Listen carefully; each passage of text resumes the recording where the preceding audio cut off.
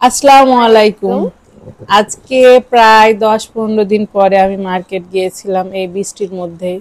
কারণ একদম বাড়িতে খুব বেশি বোরিং হয়ে যাচ্ছিলাম, ভালো লাগছিল না, তো ভাবলাম একটু বাইরে যাই। আর এই তো কেনাকাটা করেছি, আর সুহানার জন্য মেলাও গিয়েছিলাম। আমি প্রথমে বড়টাই দিয়ে আর কি খুলছি। একটা ঘড়ি নিয়েছি ডাইনিং এর জন্য, ঘড়িটা বেশ বড়ই হয়েছে।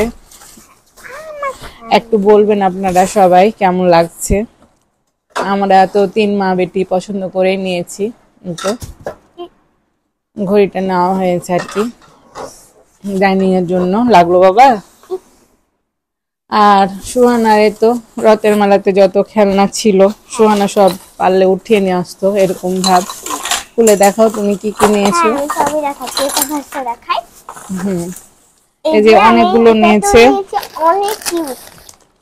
সবগুলো আর কি তো না হয়েছে। আর মার্কেটে একটু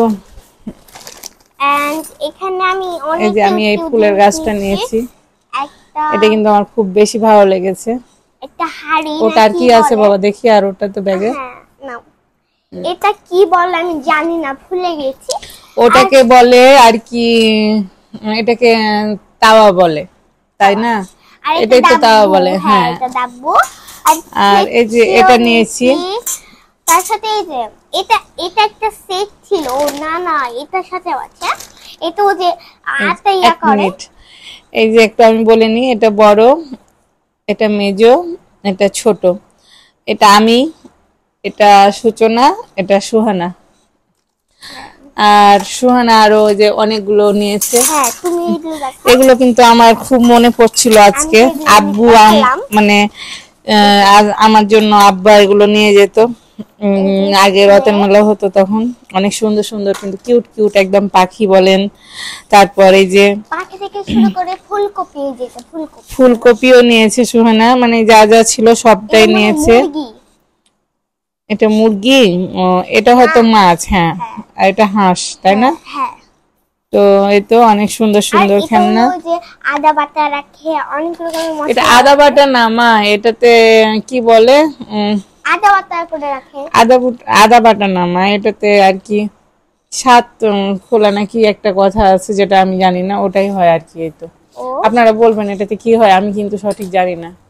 ও আর থালিও নিয়েছি আমি খাওয়ার জন্য।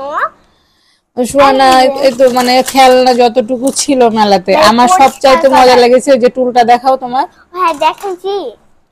এই যে আমার কিন্তু খুব বেশি ভালো লেগেছে এই টুলটা, দেখেন অনেক সুন্দর না টুলটা, আমার খুব বেশি ভালো লেগেছে। এই তো সব মেলায় এগুলো নেওয়া হয়েছে দেখলেন তো। আর বাজারে মার্কেটে আর কি নিয়েছি এগুলা, এখন সবগুলো গুছিয়ে রাখবো। এত টায়ার্ড হয়ে গেছি, তারপরে এখন গোছাতে হবে।